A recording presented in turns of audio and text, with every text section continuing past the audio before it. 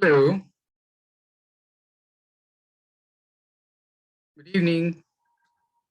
मेरी आवाज आ रही है? Yes sir. ओके। तुम लोग क्या क्या पढ़ लिया है बर्नौलीज प्रिंसिपल में?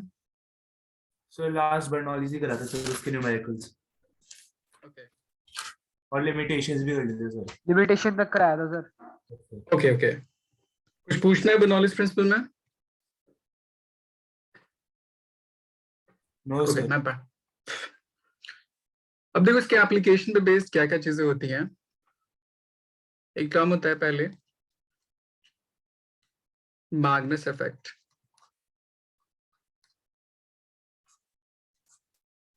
कभी नाम सुना मैग्नस इफेक्ट क्या होता है?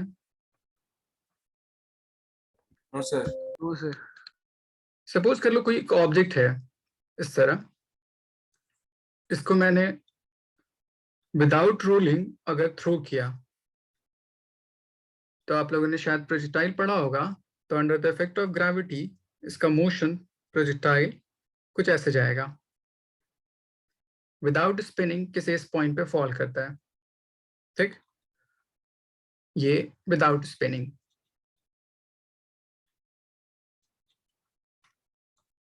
अगर मैं इसको स्पिन करके फेंकूं तो क्या इसकी ट्रेजेक्टरी चेंज होगी या नहीं होगी, उसको मुझे चेक करना है। और अगर चेंज होगी तो क्यों होगी, उसका रीजन क्या होगा, उसको डिफाइन करना है। ठीक है, सपोज कर लो मैंने इसको क्लॉकवाइज थ्रो किया इस तरह, तो ये क्लॉकवाइज यहाँ पे कुछ वेलोसिटी वी, ये velocity V through air movement करेगी पर्टिकुलर बॉल।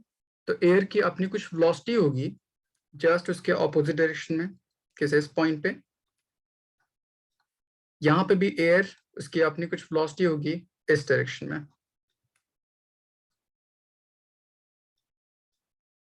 ऐसे बोल सकता हूँ।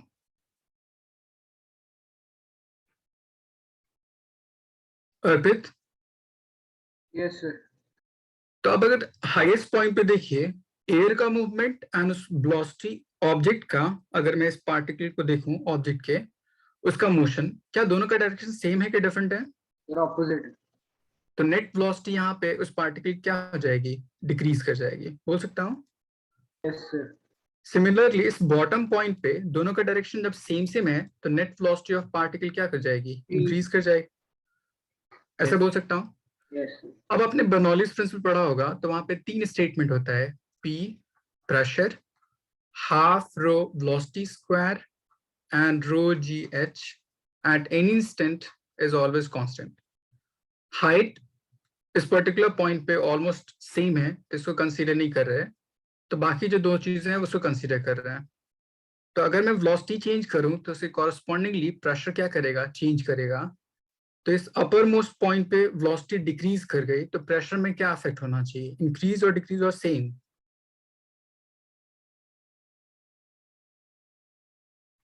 इन तीनों क्वांटिटी का सम एट एनी इंस्टेंट कांस्टेंट होता है according to Bernoulli's principal.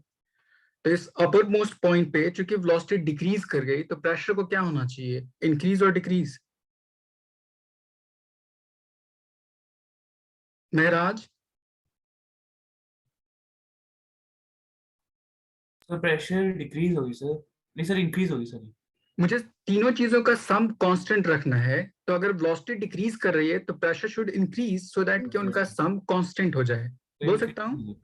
Yes तो सर। यहाँ पे प्रेशर इंक्रीज कर जाएगी, कॉन्सिक्वेंटली यहाँ पे वेलोसिटी डिक्रीज कर रही है, इंक्रीज कर रही है, तो प्रेशर यहाँ पे क्या कर जाएगा, डिक्रीज कर जाएगा। ऐसे बोल सकता हूँ। Yes sir. अंशिका, कोई डाउट यहाँ तक?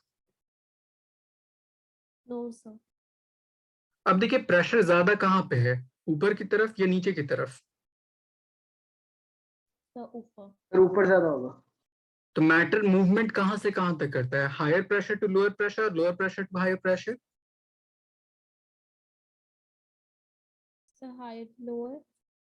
हायर किसकी तरफ है, ऊपर, लोअर किसकी तरफ है, नीचे। इसलिए ट्रेजेक्टरी यहां से टुवर्ड्स नीचे बेंड कर जाएगी, यहां पे फॉल कर जाएगी। आई बात समझ? तब इस पर्टिकुलर मोशन में हमने बॉल को कैसे रोल किया था, क्लॉकवाइज। तब यहाँ पे ऐसा आया। अगर मैं सेम इसका उल्टा क्वेश्चन पूछता कि अगर मैं बॉल को रोल एंटी क्लॉकवाइज में करता तो उसकी ट्रेजेक्टरी आगे की तरफ फॉल कर दी, कुछ ऐसे।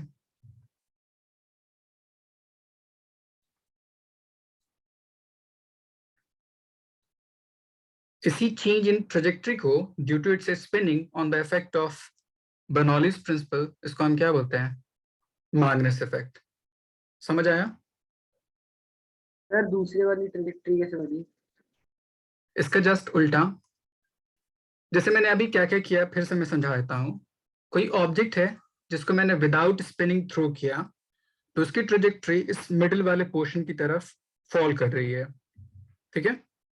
सर अगर मैं इसको स्पिन करूं क्लॉकवाइज डायरेक्शन में, तो मैं दो पॉइंट कंसीडर करूं, एक हाईएस्ट पॉइंट पे एंड एक लोएस्ट पॉइंट पे। उन दोनों के पॉइंट पे वेलोसिटी में क्या चेंज आ रहा है due to contracted with air flow, उसकी वजह से। तो इस अपर मोस्ट पॉइंट पे चूंकि एयर का मूवमेंट उस ऑब्जेक्ट के मोशन का ऑपोजिट, तो नेट वेलोसिटी दोनों एक दूसरे के ऑपोजिट डायरेक्शन में, तो नेट वेलोसिटी की वैल्यू डिक्रीज कर जाएगी। According to Bernoulli's principle, velocity decrease करेगी तो प्रेशर वहां पे क्या होना चाहिए? इंक्रीज होना चाहिए, ताकि उनका सम कांस्टेंट रहे। तो यहाँ पे प्रेशर इंक्रीज कर गया। डाउन लोअर एंड पे दोनों का डायरेक्शन सेम सेम है, तो वो क्या करेगा? वेलोसिटी एड अप करा देगा, वेलोसिटी इंक्रीज कर जाएगी। वेलोसिटी इंक्रीज करने के बेस पे प्रेशर डिक्रीज कर जाएगा। तब मुझे यहाँ पे दिख रहा है कि there is some pressure difference between these two and, and वो प्रेशर डिफरेंस क्या कराने की कोशिश करेगा? उसको बेंड कराने की कोशिश करेगा towards lower pressure. So this ball will tend to go from higher pressure to lower pressure, इसलिए उसकी ट्रेजेक्टरी टूवर्ड्स डाउनवर्ड बेंड कर जाएगी। Yes sir. सिद्रा रहमान, समझ आया आपको? Yes, sir. सूरत, कोई डाउट? No, sir. सेम इसका जो ऑपोजिट में बोलूं कि अगर ये वेलोसिटी एंटी क्लॉकवाइज होती तो क्या होता? अपर मोस्ट पॉइंट पे दोनों के वेलोसिटी डायरेक्शन सेम सेम हो जाता, तो वहां पे वेलोसिटी इंक्रीज कर जाती तो प्रेशर डिक्रीज कर जाता। लोअर पॉइंट पे दोनों का डायरेक्शन ऑपोजिट हो जाता, तो वेलोसिटी डिक्रीज कर जाती, प्रेशर इंक्रीज कर जाता। तो एंटी क्लॉकवाइज रोटेशन में लोअर प्रेशर हायर होता, अपर प्रेशर लोअर होता, इसलिए वो आगे की तरफ फॉल करता। आया समझ अर्पित? आ गया सर। गुड। किसी कोई डाउट इस कॉन्सेप्ट पे?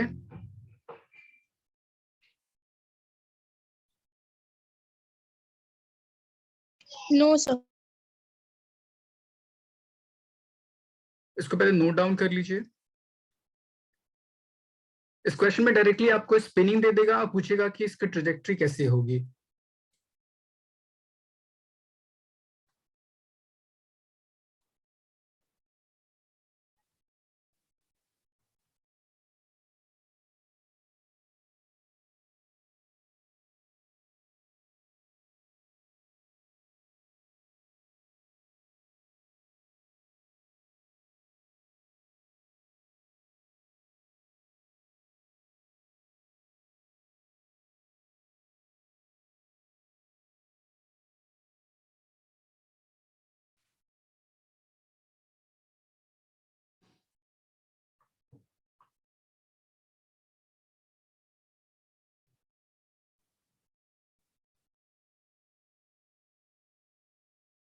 लिख लिया? Yes sir. सांची, कोई doubt? No, sir.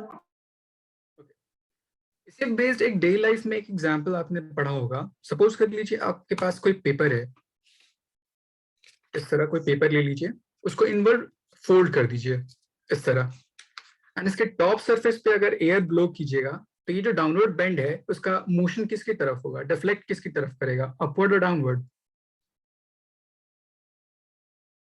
So upward. क्यों? कोई रीजन? सर डाउनवर्ड्स करेगा ना? आपके पास पेपर कुछ ऐसा था जिसको मैंने इनवर्ड ऐसे फोल्ड किया था इस तरह, मैंने ऊपर की तरफ एयर ब्लो किया, तो इस मूवमेंट किसकी तरफ होगा? तो आप बोलिएगा ऊपर सरफेस पे वेलोसिटी इंक्रीज करने की वजह से प्रेशर में क्या होगा, डिक्रीज और इंक्रीज? Decrease. सो अगर ऊपर की डायरेक्शन में प्रेशर डिक्रीज करेगा तो due to decrease in pressure it will tend to pull this particular curve part towards upward direction. इसलिए जो बेंड पार्ट है वो अपवर्ड डायरेक्शन में क्या हो जाएगा, बेंड हो जाएगा। अर्पित समझ आया? Yes sir. ओके, यहां तक सबने नोट डाउन कर लिया?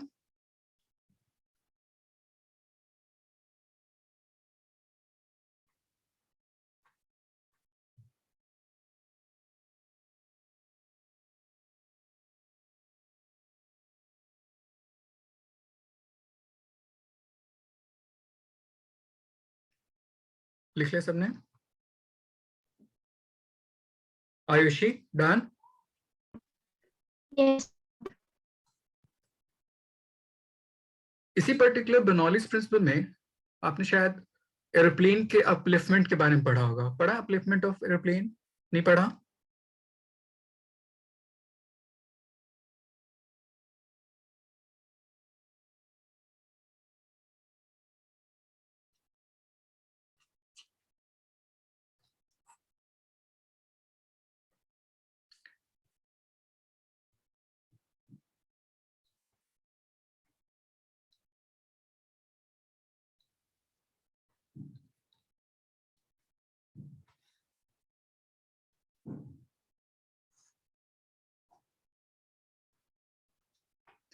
सपोज कीजिए आपके कोई प्लेन है जो हॉरिजॉन्टल मूवमेंट कर रही है कुछ वेलोसिटी v से, तो मूवमेंट करने की वजह से वो एयर से इनकाउंटर्ड होगी। एयर जो सामने से आती होती है इस पर्टिकुलर सरफेस पे, वो उसका सरफेस अपर पोर्शन चूंकि कर्व है तो उसके अराउंड बेंड कर जाती है इसकी तरफ, बट लोअर साइड से जो एयर आती होती है, चूंकि प्लेन थोड़ा सा इंक्लाइंड होता है, तो वो लोअर पोर्शन से आने के बाद हिट कर जाती है, एंड हिट करने के बेस पे वो स्टॉप कर जाती है। तो मैं ये बोल सकता हूँ कि यहाँ पे वेलोसिटी डिक्रीज करने लगती है एंड यहाँ पे वेलोसिटी इंक्रीज कर जाती है उसके शेप की वजह से। अब ये वेलोसिटी में जो डिफरेंस है वो वहां पे प्रेशर डिफरेंस क्रिएट करता है। तो अकॉर्डिंग टू बर्नौलीज प्रिंसिपल, ऊपर वाले रीजन में प्रेशर क्या कर जाएगा, डिक्रीज कर जाएगा, और नीचे वाले रीजन में प्रेशर क्या कर जाएगा, इंक्रीज कर जाएगा। ये प्रेशर डिफरेंस इतना लार्ज इनफ होता है कि वो पूरे इंटायर प्लेन को अपलिफ्ट कराने के कैपेबल होता है, एंड इसी की वजह से ये प्लेन अपलिफ्टमेंट होती है। अब मैं इसको मैथमेटिकली कैलकुलेट करके बताता हूं। मान लीजिए इस रीजन को फर्स्ट एंड इस रीजन को सेकंड। इस कॉन्सेप्ट में किसी को कोई डाउट कि क्या क्या हो रहा है? हेलो, मेरी नो आवाज आ सर। रही? ओके, अब अगर मैं बर्नौलीज प्रिंसिपल अप्लाई करूं, first and pressure at second plus कोई डाउट नहीं है। रो v2 square plus rho gh2 equals to pressure at first end half rho v1 square and rho gh1। चूंकि इन दोनों सरफेसेस में हाइट का बहुत ज्यादा डिफरेंस नहीं होता, तो ये टर्म एंड ये टर्म हम नेग्लेक्ट कर देते हैं। अब बच गया मेरे पास दो टर्म, प्रेशर एंड वेलोसिटी। उनके डिफरेंस की वजह से पूरा अपलिफ्टमेंट कैसे होता है, तो आप इस p को लेफ्ट साइड ले जाइए। So we can write P2 minus P1 equals to half rho, common कर लीजिए, so it will be V1 square minus V2 square। अब ये जो प्रेशर डिफरेंस है वो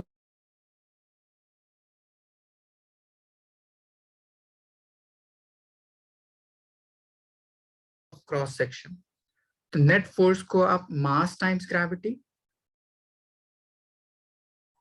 सर फिर से बुला सर, आपकी आवाज नहीं आ रही थी।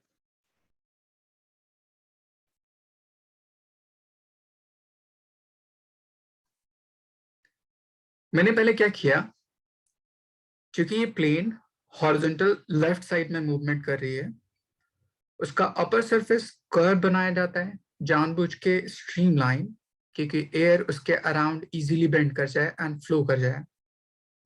लोअर रीजन चूंकि प्लेन थोड़ा सा इंक्लाइंड होता है तो वहां पे आकर टकरा टकरा के वेलोसिटी डिक्रीज करने लगती है, तो ये वेलोसिटी यहाँ पे डिक्रीज कर जाती है, ये वेलोसिटी यहाँ पे इंक्रीज कर जाती है। ये velocity difference pressure difference create कराने की केपेबल होता है, एंड ये प्रेशर डिफरेंस इतना लार्ज इनफ होता है ताकि इस पूरे टर्म को अपलिफ्ट करा दे। तो मैंने यहाँ पे बर्नौलीज प्रिंसिपल अप्लाई किया। Pressure at second and half rho v square at second end and rho gh at second end must equals to this part. क्योंकि lower level and upper level दोनों में height का बहुत ज्यादा difference नहीं होता, इसलिए ये टर्म एंड ये टर्म एक दूसरे को कैंसिल आउट कर दिया या नेग्लेक्ट कर दिया। बच गया मेरे पास ये टर्म एंड ये टर्म। प्रेशर को लेफ्ट साइड ले गया इतना, एंड इस डेंसिटी को राइट साइड ले गया, रीअरेंज कर दिया। ये प्रेशर डिफरेंस इस पूरे ऑब्जेक्ट को अपलिफ्ट कराने के केपेबल, तो pressure equals to force by area of cross section, mass of entire system m मान लीजिए, acted upon by gravity g, so total force mass times gravity, area of surface which is exposed उसको a मैंने मान लिया, तो इसलिए mg by a। अर्पित यहाँ तक समझ आया? Excuse me sir. जी बोलिए। सर जैसे ऊपर वेलोसिटी बढ़ रही नीचे और वेलोसिटी कम हो रही तो बेसिकली वो बैलेंस आउट हो जाएगा प्लेन के लिए। नहीं, वेलोसिटी इंक्रीज कर रही है, नीचे वेलोसिटी डिक्रीज कर रही है, यस तो ये वेलोसिटी डिफरेंस वहां पे प्रेशर डिफरेंस क्रिएट करता है। आई बात समझ? सर तो फिर उसका एप्लीकेशन क्या हो कि प्लेन स्ट्रेट चलेगा या फिर प्लेन? नहीं, प्लेन तो हॉरिजॉन्टल मूवमेंट कर रही है, उसके जो इनकाउंटरिंग एयर के साथ है उसकी वजह से वेलोसिटी में चेंज आ रहा है। वहां पे जो एयर के थ्रू मूवमेंट कर रही है ना, उसकी वजह से वेलोसिटी में डिफरेंस आ रहा है उसके अपर एंड लोअर रीजन में, एंड ये वेलोसिटी डिफरेंस जो क्या कराता है, प्रेशर डिफरेंस क्रिएट करने में हेल्प करता है। Okay sir. नेक्स्ट मेरे पास रो, इस क्वांटिटी को हम लिख सकते हैं a square minus B square के टर्म में, a plus B times a minus B divide by 2। ये जो क्वांटिटी है sum of velocity divide by 2, इसको हम एवरेज वेलोसिटी बोलते हैं, और ये जो क्वांटिटी है इसको हम डिफरेंस ऑफ वेलोसिटी बोलते हैं। तो इसको सिंप्लीफाई कीजिएगा, तो अगर आपको डिफरेंस ऑफ वेलोसिटी यहाँ से रिलेशन चाहिए, so we can write equals to mg divided by rho times v average into area of cross section। तो आपके पास एक फॉर्मूला आता है कितना amount of change in velocity उसके अपर एंड एंड लोअर एंड पे होना चाहिए ताकि इस इंटायर सिस्टम को अपलिफ्ट करा लिया जाए। आई बात समझ?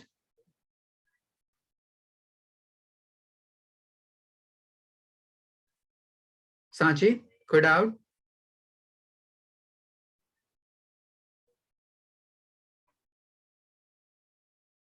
महराज? No sir. Okay.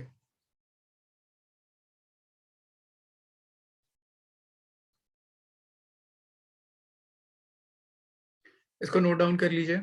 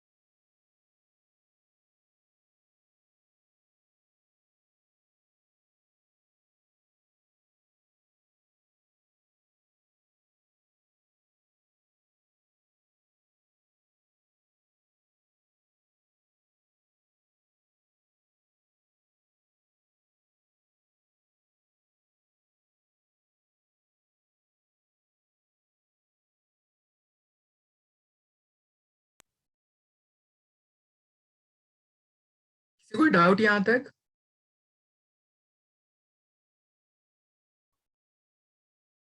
No sir.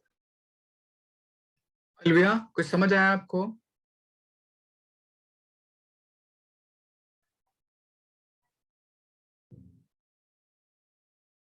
Anshika?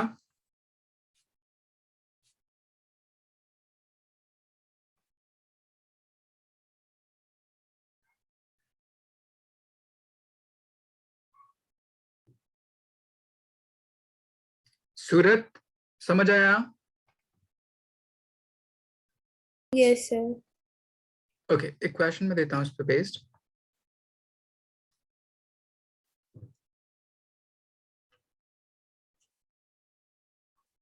A plane of total mass 2 into 10 to the power 3 kg is moving horizontally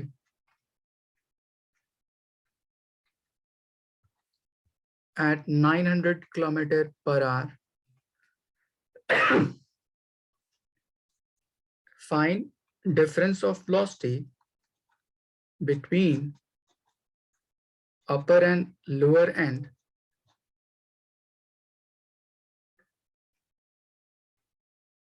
to uplift it if area of wing is 25 meters square. पिछला वाला formula apply कीजिए and solve कर लीजिए. Density of air 1.3 kg per meter cube होती है.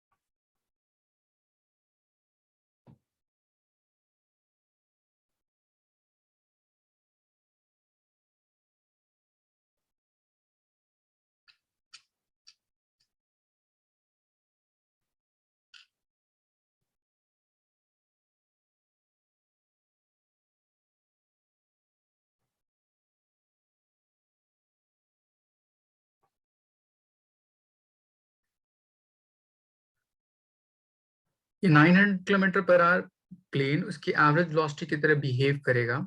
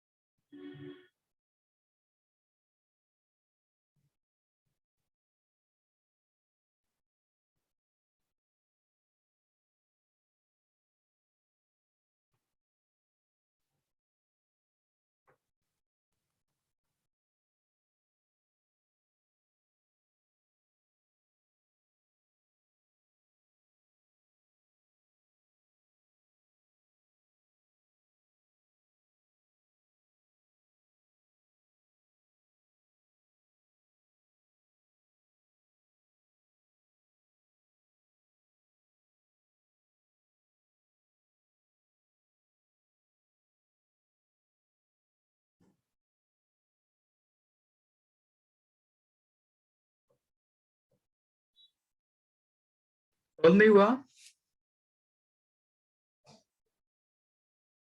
महराज,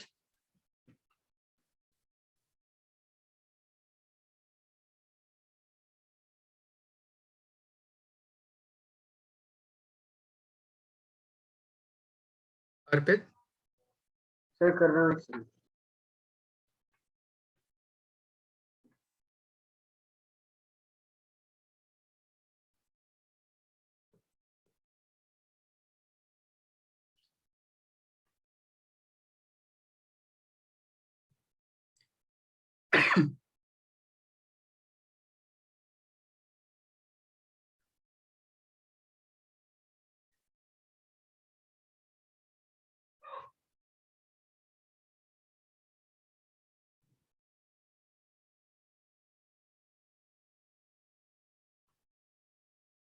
सिद्रा एक बार calculation check कर लीजिए।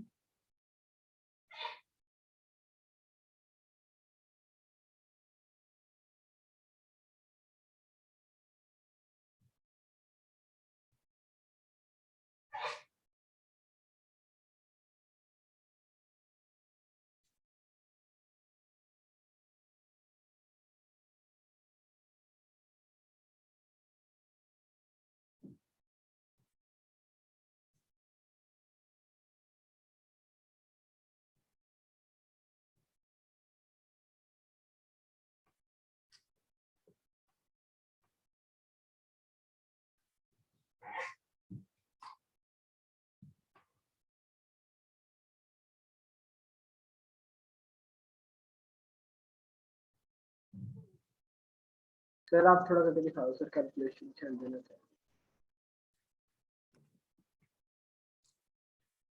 देखिए आपके पास फॉर्मूला था delta V equals to mg by a rho V average.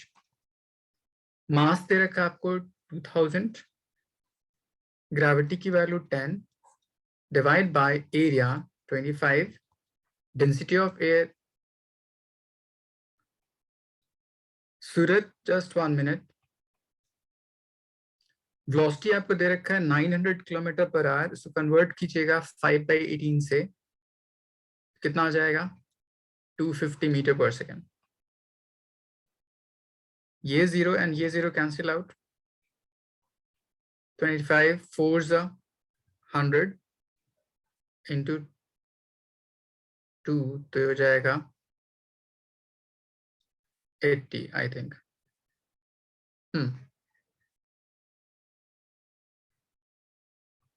फिर उसके बाद 16/5 16/5 is 3.2, divide by 1.3, 13 2s are 26, 60, 13 4s are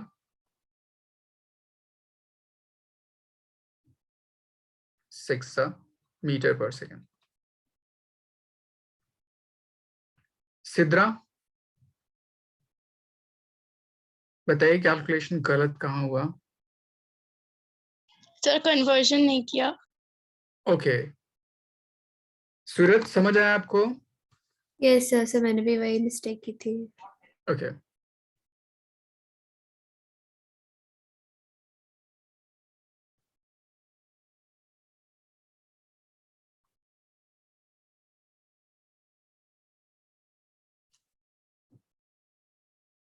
अर्पित समझ आ गया? यस सर, सर वो कन्वर्ट कर गया। Okay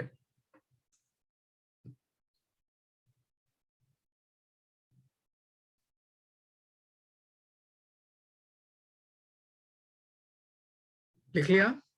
yes sir. Yes. Next application इस पर्टिकुलर टर्म के बेस्ड पे टॉरिस्टली लॉ। ये हम कैलकुलेट करते हैं वेलोसिटी ऑफ ई फ्लक्स।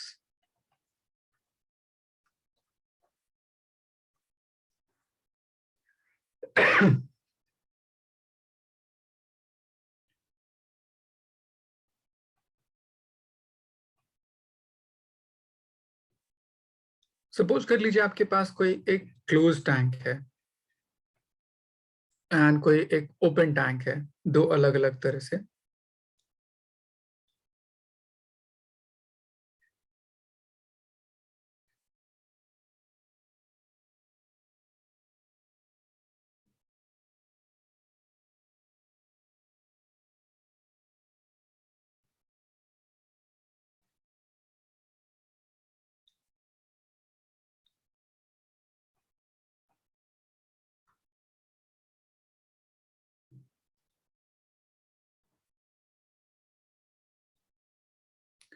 इसमें क्या किया, कोई होल कट कर दिया इस पॉइंट पे, इसमें एक होल कट कर दिया।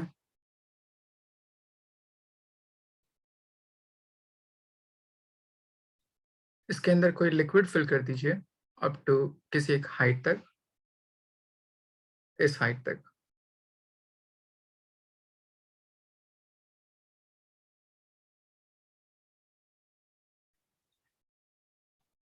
अब इसके बाद क्या होगा, प्रेशर डिफरेंस की वजह से यहाँ पे लिक्विड इजेक्ट आउट करना शुरू होगा एंड वो इस पॉइंट पे आके फॉल करता है। तो जिस पर्टिकुलर वेलोसिटी से लिक्विड इजेक्ट आउट करती होती है उसको हम बोलते हैं वेलोसिटी ऑफ इफ्लक्स। इस कंडीशन में भी लिक्विड इजेक्ट आउट की इस पॉइंट पे हिट करती है तो इसको बोल सकते हैं हम वेलोसिटी ऑफ इफ्लक्स। तो इसकी मुझे वैल्यू कैलकुलेट करनी है, बर्नौलीज प्रिंसिपल के बेस पे कैसे कैलकुलेट कर सकता हूँ। देखिए पहले लेफ्ट वाले डायग्राम में आप इसको एक ट्यूब की तरह अज्यूम कर लीजिए।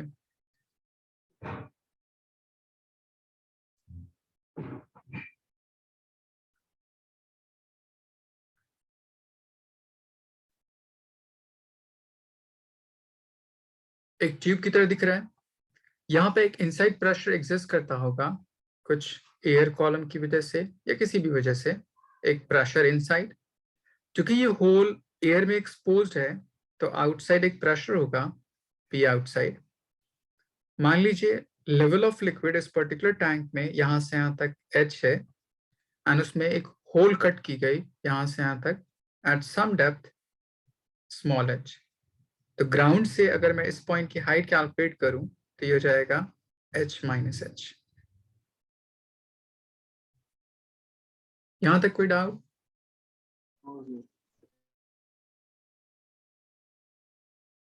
अंशिका समझ आया यहां तक? Yes sir. अब देखिए इस एंड को आप मान लीजिए फर्स्ट एंड एंड इस एंड को मान लीजिए आप second and and Bernoulli's principal apply कर लीजिए इस पर्टिकुलर टर्म के लिए। तो मैं बोलूंगा पहले फर्स्ट एंड के लिए P1 plus half rho V1 square plus row GH1 equals to pressure P2 half rho V2 square plus rho GH2 according to Bernoulli's principle।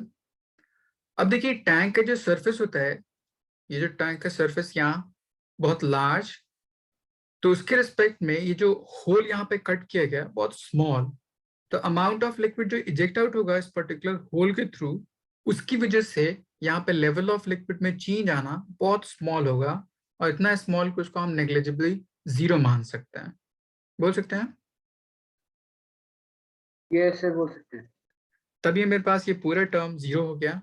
P1 उसकी वैल्यू हो जाएगी P इनसाइड, इसकी वैल्यू जीरो, H1 उस point तक की height तो रो GH, P2 उसकी value P outside, velocity जिससे इजेक्ट आउट हो रही है उसको मैं ई फ्लक्स बोल रहा हूँ, H2 इसकी वैल्यू हो जाएगी रो GH minus rho G small h। ये टर्म एंड ये टर्म कैंसिल आउट। अब इनको रीअरेंज कीजिए ताकि V ऑफ फ्लक्स कैलकुलेट हो जाए। तो P नॉट को उस साइड ले जाइए, रो GH को उस साइड ले जाइए, तो आपके पास रिलेशन आ जाएगा 2GH plus P inside P outside times 2 divide by rho root under. तो इतना मेरे पास वेलोसिटी ऑफ ई फ्लक्स की वैल्यू आती है। यहां तक कोई doubt? No doubt sir. Sidra Rahman? No sir. Okay, ये तो हुआ हमारे पास कि अगर इनक्लोज्ड वेसल हो उसके लिए आपको अगर क्वेश्चन पूछे तो ये डेराइव करने के लिए पूछा जा सकता है, नहीं तो जनरली आपको हर क्वेश्चन मतलब मोस्ट ऑफ द चीजें आपको ओपन टैंक के लिए पूछेगा। तो यहाँ पे देखिए ओपन टैंक में हो क्या रहा है, ये एक्सपोज टू एयर है तो यहाँ पे एटमॉस्फेरिक प्रेशर होगा P नॉट, ये भी एक्सपोज टू एयर है तो यहाँ पे भी एटमॉस्फेरिक प्रेशर होगा P नॉट। आप इसको एक ओपन टैंक यहाँ से यहाँ तक एक ट्यूब का 1 क्रॉस सेक्शनल एरिया मान लीजिए, यहां से यहां तक एंड यहां से यहां तक एक ट्यूब की तरह बिहेव कर रहा है। तो यहां पे भी अगर बर्नौलीज प्रिंसिपल अप्लाई करूं इस दो एंड के लिए,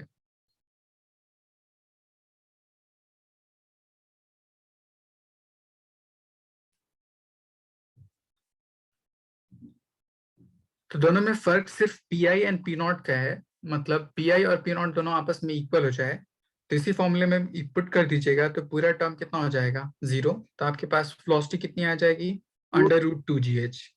आई बात समझ? Yes sir.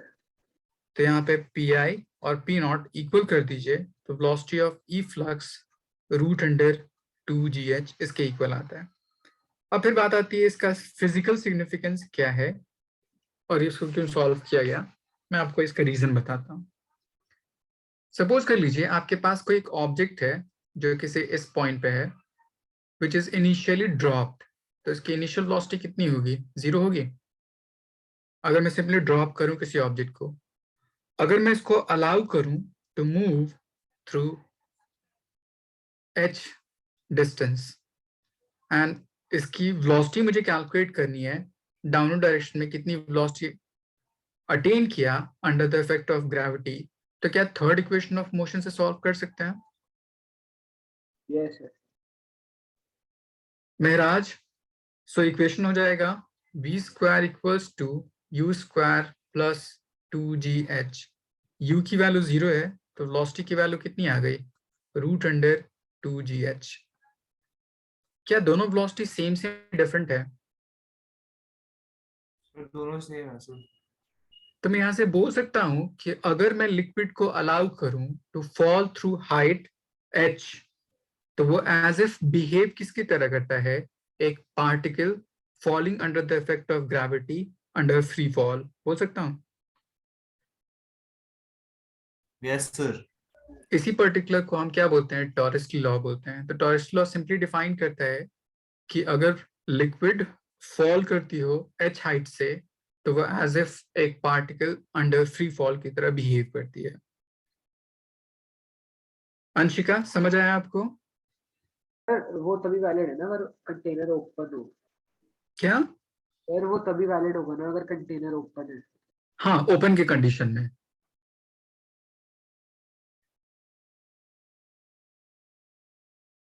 It is behaving as free falling body under gravity।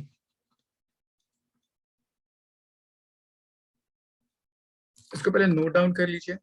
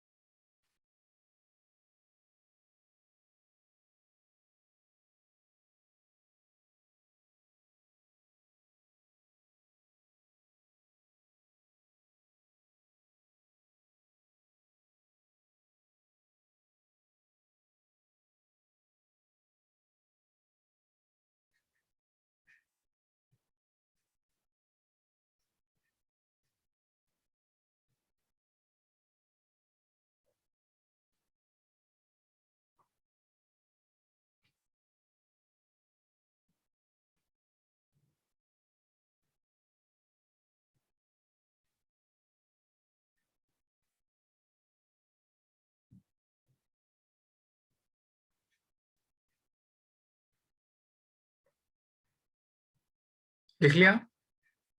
नहीं सर रहता है।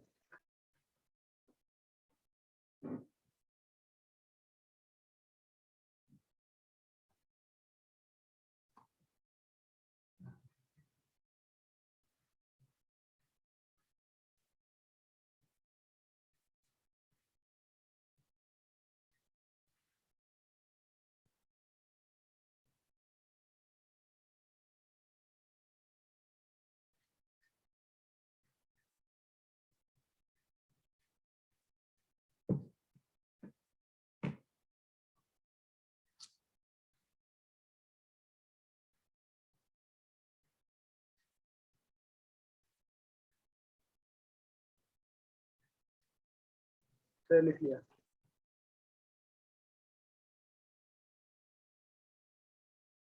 सूरत लिख लिया आपने?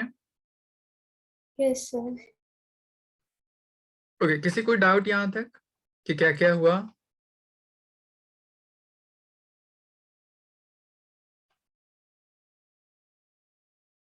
सिद्रा, समझ आया आपको? Yes, sir. ओके, अब देखिए जो वेलोसिटी ऑफ लिक्विड जो इजेक्ट आउट कर रही है, ये एक प्रोजेक्टाइल की तरह बिहेव कर रही है। तो आपसे नेक्स्ट क्वेश्चन पूछ सकता है इसमें टाइम ऑफ फ्लाइट, रेंज, क्या क्या हो सकता है, उसके बेस पे अलग अलग कंडीशन। तो मैं आपको दिखाता हूँ कैसे सॉल्व करेंगे। सपोज कर लीजिए होल कुछ यहाँ पे था एंड वहां से लिक्विड इजेक्ट आउट कर रही थी, कुछ इस तरह से फॉल कर रही थी।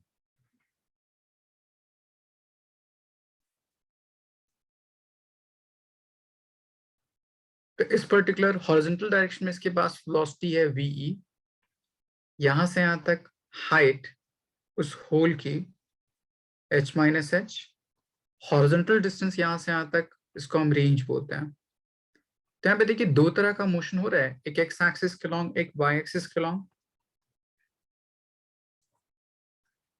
Yes sir. एक्स एक्सिस के लॉन्ग इनिशियल वेलोसिटी है आपके पास वीई और उस डायरेक्शन में कोई एक्सेलरेशन नहीं है। सो अगर मैं एक्स एक्सिस के लॉन्ग डिस्प्लेसमेंट लिखूं तो हो जाएगा you x into T. You x की वैल्यू हो जाएगी वीई एंड टी की वैल्यू टी, तब इस एक्स डिस्टेंस को रेंज बोलते हैं। वाई एक्सिस के लॉन्ग इनिशियल वेलोसिटी 0 है, एक्सेलरेशन उस डायरेक्शन में ग्रेविटी के इक्वल है। सो यहाँ पे अगर हम इक्वेशन लिखूं y that is h minus h equals to ut plus half at square। सो यहाँ से t की वैल्यू कैलकुलेट कीजिएगा तो हो जाएगा root under 2h by gravity. तभी टाइम डिफाइन कर देगा कितनी देर में वो ग्राउंड को हिट कर सकते हो पर्टिकुलर लिक्विड, या उसको टाइम ऑफ फ्लाइट बोल सकते हैं। इस वैल्यू को अगर लेफ्ट वाले इक्वेशन पुट कर दीजिएगा तो वहां से रेंज कैलकुलेट कर सकते हैं। So r equals to velocity of efflux 2gh and time of flight 2 times h minus h divided by gravity।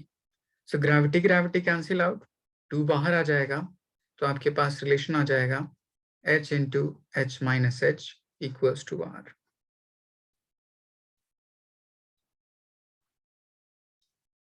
Anshika, यहाँ तक कोई डाउट?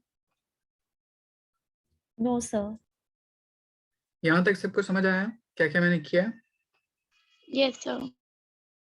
ओके, अब इस क्वेश्चन में आपसे पूछता है कि मैक्सिमम रेंज होने की कंडीशन क्या होगी, मतलब इस पर्टिकुलर होल को कहां पे कट किया जाए टू हैव मैक्सिमम रेंज। जैसे इस पॉइंट पे, क्या होल को बिल्कुल बॉटम में करूं या होल को बिल्कुल टॉप पे करूं, किस पॉइंट पे करूं टू हैव मैक्सिमम रेंज?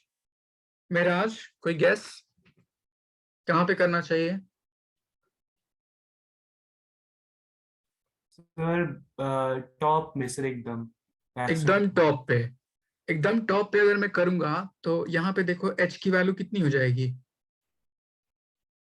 एकदम टॉप पे करूंगा तो 0। अगर h की वैल्यू 0 हो जाएगी तो वहां पे वेलोसिटी ऑफ इफ्लक्स 0 हो जाएगी, मतलब इजेक्ट आउट नहीं करेगा लिक्विड वहां से। तो हम नहीं कर सकते। बिल्कुल बिल्कुल बोलिएगा बिल्कुल बॉटम पे कर दीजिए, तो बिल्कुल बॉटम में करने की वजह से h माइनस एच ये 0 हो जाएगा, तो वहां से टाइम ऑफ फ्लाइट 0 हो जाएगी ये टर्म, इसलिए वहां पे भी नहीं कर सकते। तो मैं इसका कंडीशन बताता हूँ कहाँ पे कर सकते हैं। तो आपने शायद कैलकुलस में पढ़ा होगा टू हैव मैक्सिमम और मिनिमम वैल्यू हम क्या करते हैं? सूरत, किसी भी फंक्शन को मिनिमम या मैक्सिमम कैसे डिफाइन करते हैं?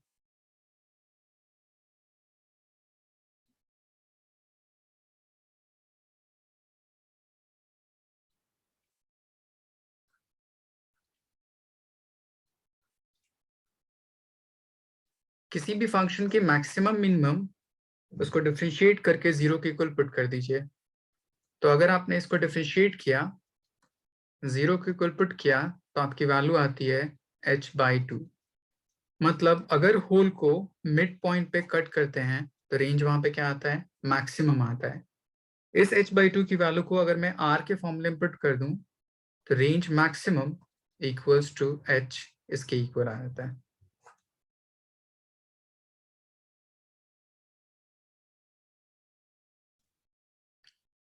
किसी को समझ नहीं आया तो मैं डिफरेंशिएट करके बता दूं।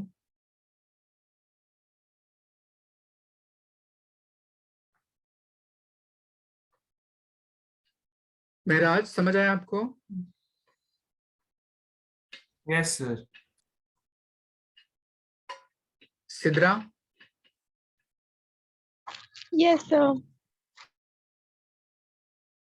इसको पहले नोट डाउन कीजिए यहां तक, फिर मैं आगे बताता हूं।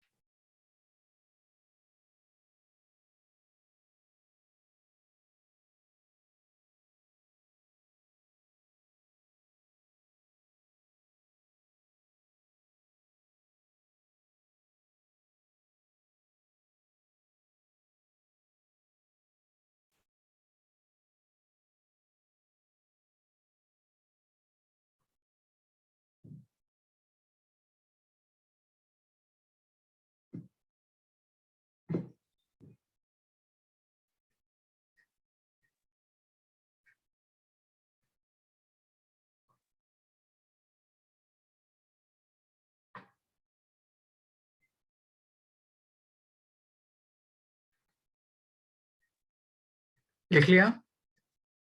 Yes, sir.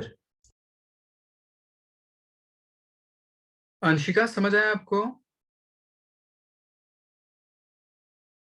Yes, sir. सबने लिख लिया?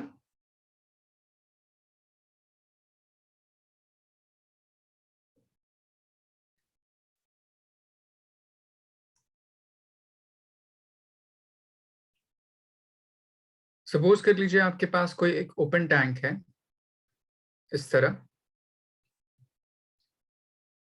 जिसमें लिक्विड फिल किस इस पॉइंट तक है एंड यहाँ पे 2 होल कट किए गए,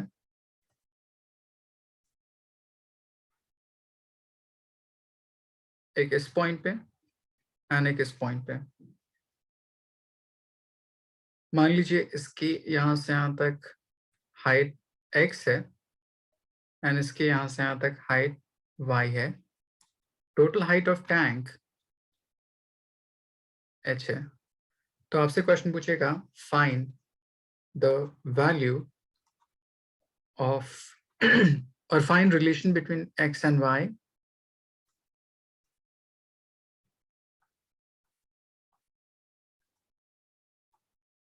to have equal range.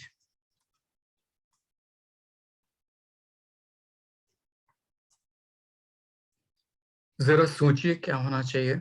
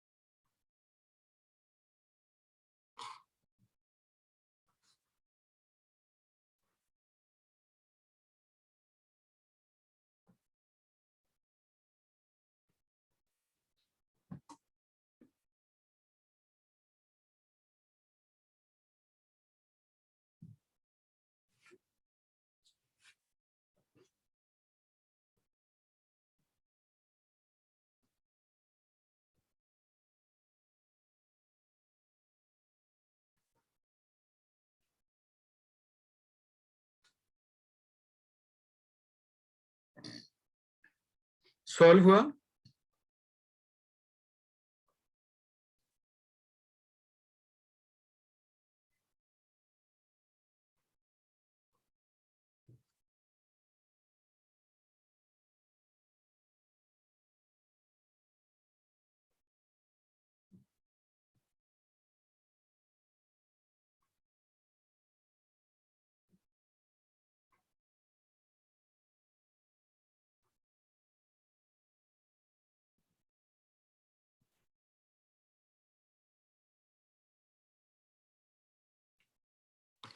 Noor Siddiqui, I think you have some other class. Please wait for some minute. Okay, sir.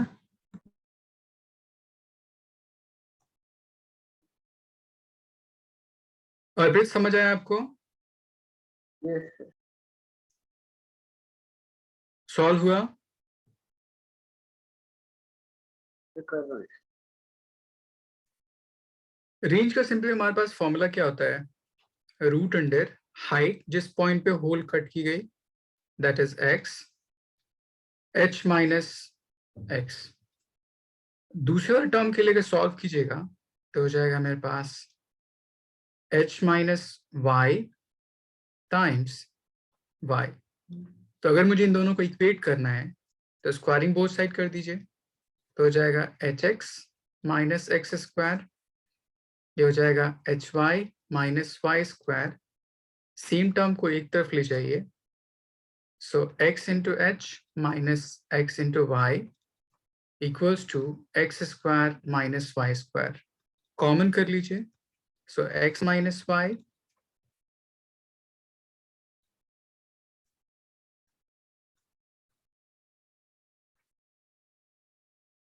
है, क्या क्या रिलेशन आ गया? ऐसा कुछ रिलेशन आ जाएगा.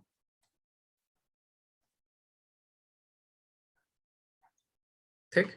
एक दूसरा रिलेशन यहां से ये भी आएगा कि एक्स एंड वाई दोनों आपस में क्या होना चाहिए? इक्वल होना चाहिए. आई बात समझ? Yes, sir. मेराज समझ आया इतना? Yes, sir. ओके, सो इतना पढ़ के रखिएगा, फिर आगे आपके सर आगे कंटिन्यू कर देंगे. ठीक है, मैंने आपको वेंटूरी मीटर नहीं पढ़ाया. इसमें 2-3 एप्लीकेशन और भी है कि लेवल ऑफ लिक्विड कैसे टाइम के साथ चेंज करता है फॉल करने के बेस पे, एंड उसके अलग अलग एप्लीकेशंस. ठीक है, okay then, Thank you, sir. Thank you. Thank you, sir.